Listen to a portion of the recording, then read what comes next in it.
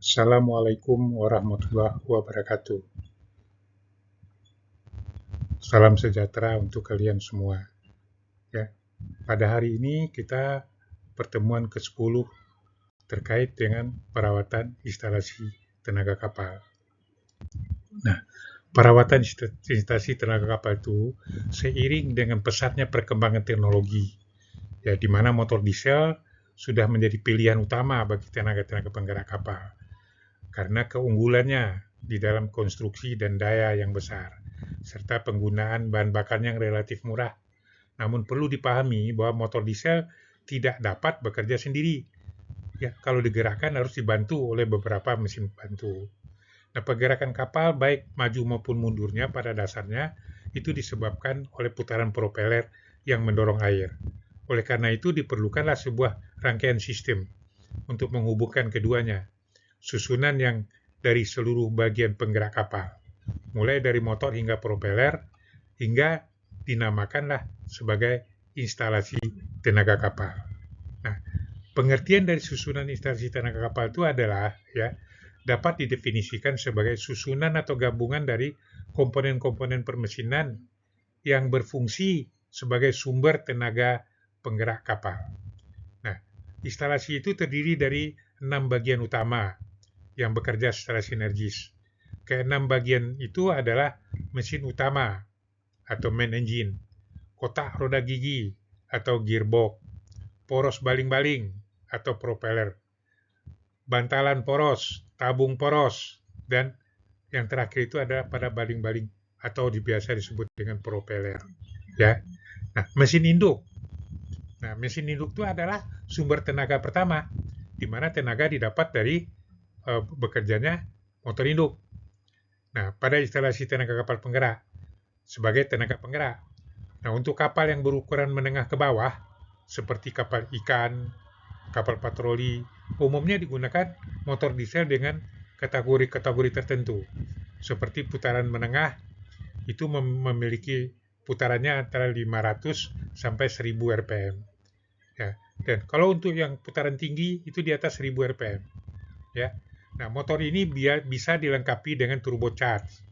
Nah, turbocharge itu fungsinya adalah untuk menambah tenaga kapal dan meningkatkan efisiensi pembakaran, ataupun turbocharge itu dipasang tergantung pada desain atau kebutuhan dari kapal tersebut.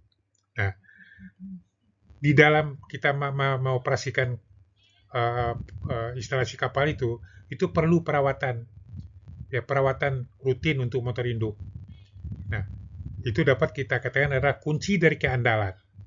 Nah, perawatan itu meliputi pemeriksaan harian atau seperti pengecekan level oli minyak lumas, air pendingin, bahan bakar, dan inspeksi visual terhadap kebocoran-kebocoran. Nah, perawatan berkala itu mencakup penggantian oli, filternya sekalian sesuai jam kerja atau running hours, membersihkan saringan udara dan bahan bakar, serta kita melakukan kembali menyetel katup hisap dan katup buangnya. Mendeteksi gejala kerusakan dini, ya, seperti perubahan suara dari mesin, itu dapat kita tangkap, atau warna-warna asap gas buang yang tidak normal. Nah, itu termasuk ada gejala-gejala kerusakan secara dini yang dapat kita antisipasi. Ya, jadi di sini jelas bahasa dari tugas-tugas di atas itu kita harus dapat mencegah atau mengantisipasi kerusakan itu lebih cepat agar tidak terjadi kerusakan yang lebih parah. Nah, kotak roda gigi atau gearbox. Nah, gearbox itu dia berfungsi sebagai sebagian dari krusial dari sistem transmisi yang terhubung langsung dengan poros engkol mesin. Nah, fungsi utamanya adalah untuk menyesuaikan jumlah putaran mesin dengan kecepatan kapal yang optimal. Karena efisiensi propeller yang baik umumnya dicapai pada putaran rendah. Maka, gearbox memiliki 3 fungsi. Pertama adalah mereduksi atau mengurangi putaran. Kedua, mengubah arah atau putaran untuk gerakan maju atau menjadi gerakan mundur. Ketiga itu melakukan kedua-duanya secara bersamaan. Ya. Nah, terkait dengan perawatan untuk gearbox, kita harus paham dulu, ya. bahwa perawatan pada gearbox itu berfokus kepada sistem pelumasannya. Nah, karena pengecekan level dan kualitas oli gearbox harus dilakukan secara rutin. Karena oli yang terkontaminasi atau berkurang kekentalannya itu dapat menyebabkan keausan pada bantal roda gigi karena terjadi pergesekan, ya. Nah, penggantian oli dapat ya pembersihan filter magnetik, ya. Jadi penggantian oli dan pembersihan filter ya harus sesuai dengan jadwal yang direkomendasikan oleh pabrik. Selain itu, pemantauan suhu ataupun getaran pada gearbox itu bisa kita pakai sebagai indikator awal adanya masalah pada gearbox, seperti bantalan haus misalnya, atau roda giginya yang tidak selaras. Ya. Nah, kita kaitkan dengan poros baling-baling. Nah, fungsinya sebagai instalasi penerus tenaga yang didapat dari motor induk, ya, hasil dari pembakaran diteruskan ke baling-baling melalui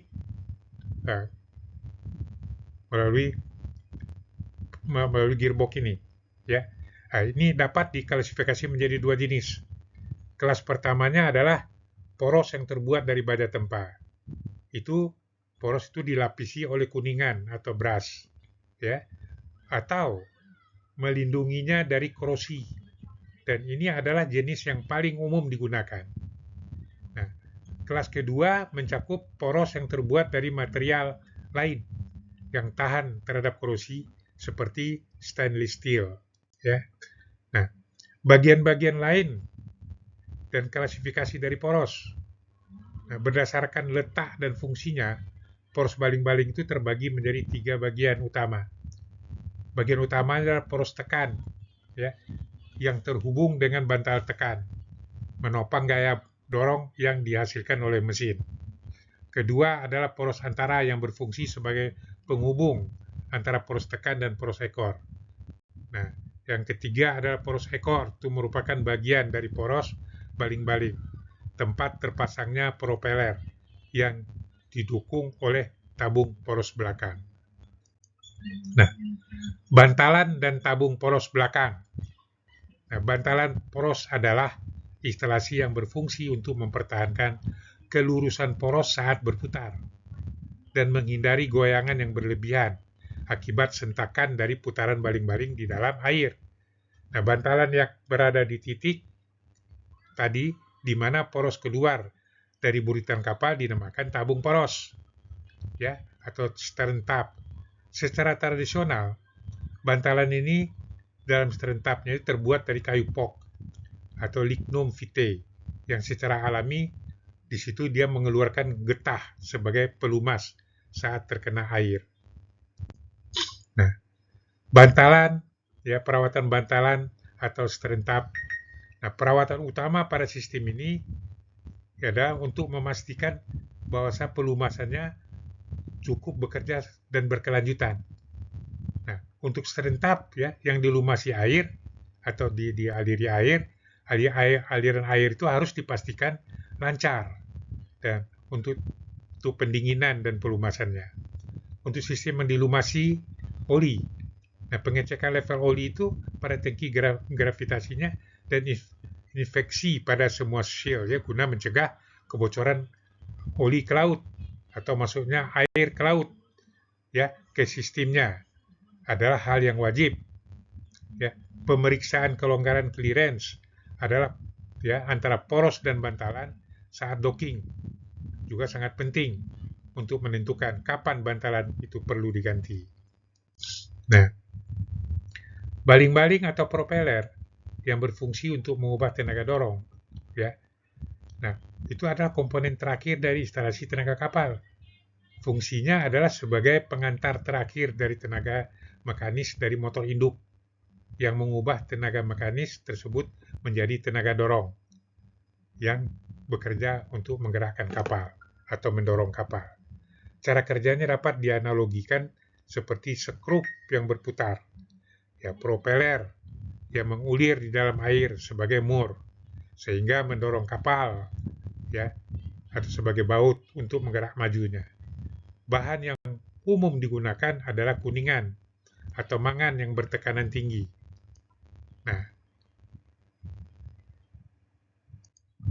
Nah, tipe dari baling-baling itu ada 3. Pertama adalah tipe propeller atau FPP atau fixed pitch propeller. Nah, tipe ini ya dengan kisarnya tetap di mana setiap daun baling-baling terpasang mati dan sudut tidak dapat diubah. Nah, kedua CPP jenis ini memungkinkan kisar setiap daun baling-baling dapat diatur sesuai dengan kebutuhan gerak. Nah, kapal dengan CPP ini tidak memerlukan gearbox pembalik karena gerakan maju mundurnya diatur melalui sudut propeller. Nah, propeller dan nozzle. Nah, propeller ini dibungkus oleh semacam tabung. Tujuannya adalah untuk memfokuskan aliran air dan tenaga dorong ke satu arah, sehingga menghasilkan daya dorong yang lebih besar dan efisien. Nah, inspeksi dan perawatan baling-baling. Nah, perawatan propeller di sini atau baling-baling sebagian besar dilakukan saat kapal lagi dock.